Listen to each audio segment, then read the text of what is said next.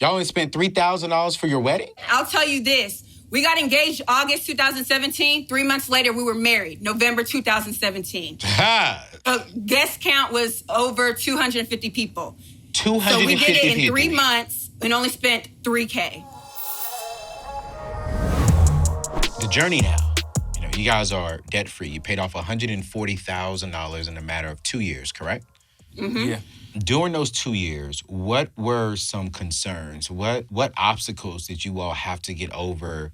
Maybe this is mentally, maybe this is spiritually, maybe this is financially. What were some things that you all had to fight through to pay off this amount of debt quickly? Definitely being content. You know, one quote that my pastor, Tony Evans, would always say is, you know, contentment doesn't mean complacency. It just means is that you're okay with where you're at until God gives you more. Yeah. So for me, it's, okay, we're not going to be catching all the flights. We're not going to be dropping the dollars. We may not be able to do all these nice things, but I'd rather grind now and then play later. So that means that I was denying myself. My paychecks, majority, after I typed, it was all going to the savings.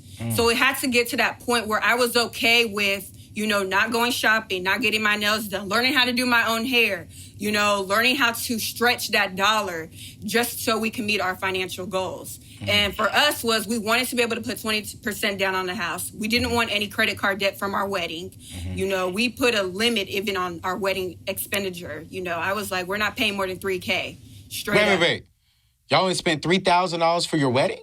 Me and him, only $3K. Now, friends and family did contribute, but I'll tell you this. We got engaged August 2017. 3 months later, we were married, November 2017. Guest count was over 250 people. 250 So we did it in people. 3 months and only spent $3K. 3 months, $3K. And where did y'all get married? Story. Did y'all get married in Nigeria? No, we got married here. So the thing is, really our budget was $3,000 because in our culture, we have to pay bride's price, all right? So What? I'm factoring that in, all right? Wait. He had to put his money down to marry me. But what? How? So basically- Hey, bro, hold on. You can't go by that. You know, because people are like, wait, explain this. Explain to me what y'all's culture mean by that. You had to put money down. So again, like the story of Jacob. You know, Jacob had to work. I guess only in America, really, can a guy be like, hey, I'm about to marry your daughter. You gonna give me her hand?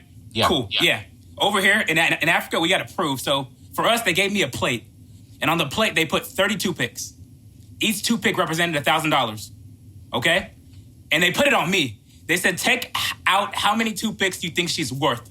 So basically, leave the remaining in how much you think she's worth. So at that point in time, you're kind of like in a, you know, you're like, dang, man, if I take 29 away, you know what they gonna think?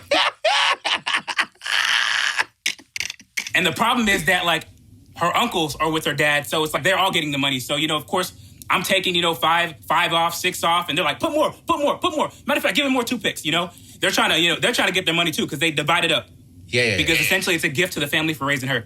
Oh. So it's like a cultural token, letting them know that, hey, we're not just giving you our daughter any willy-nilly. You know, we've groomed her. She's had training, you know, and she's going to be leaving us and joining your family. So this is like to prove and ultimately to safeguard, letting you know that the families are combining. You know, you're not going to get married anyhow. Wow. So yeah, it's a bride price. So in order for you to be able to marry me, for him to marry me, he had to pretty much pay a token or a price. And some people, it don't come a little cheap. It's not really cheap. And unfortunately, we can't disclose. I see. I mean, when you said 30 thing was on the thing, boy, it's like, if you go all the way down to 1, you're saying my daughter's only worth $1,000? Exactly.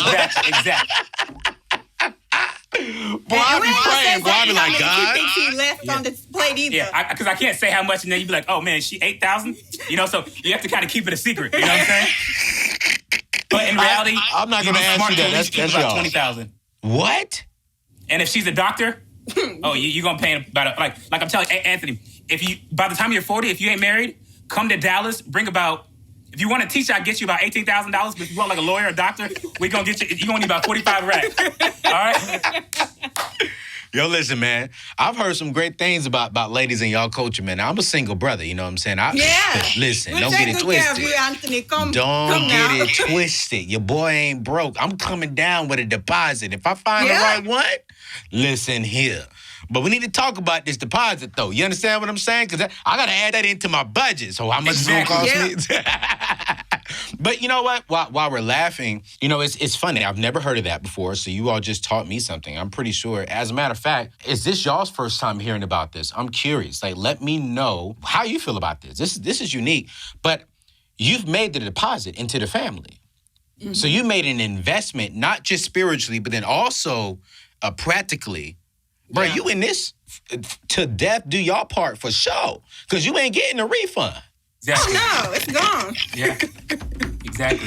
But I guess that's why you see a lot of Africans in general now. If you look at the African culture, it's typically a bunch of 40-year-olds getting married because most 25, 29-year-olds don't have 30,000 saved. So that's why you go to Africa, you see all these 40-year-olds marrying some 18-year-old girls because they're the only ones that got money, you know? Wow. So it's not very common to see young Africans get married because you got to pay all that, you know, all that bride price, that dowry. Price.